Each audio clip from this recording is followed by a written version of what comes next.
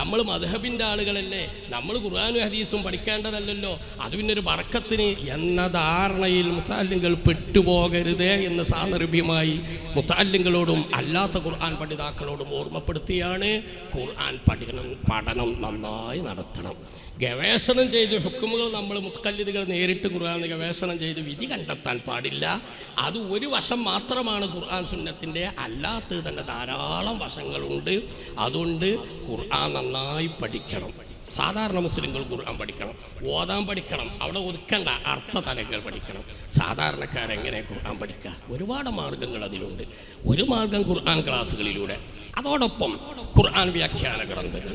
വ്യാഖ്യാനം എന്ന് നിങ്ങൾ മലയാളത്തിൽ പറഞ്ഞാലും പരിഭാഷ എന്ന ചട്ടം വിലയിരുത്തിയാലും അത് ഖുർആൻ പഠിക്കാനുള്ള ഉപകാരങ്ങളാണ്, അല്ലെങ്കിൽ ഖുർആൻ പഠിക്കാനുള്ള അവസരങ്ങളാണ്. ഖുർആൻ ഓതുന്നതിന് പകരം പരിഭാഷ വായിച്ചാൽ പറ്റില്ല.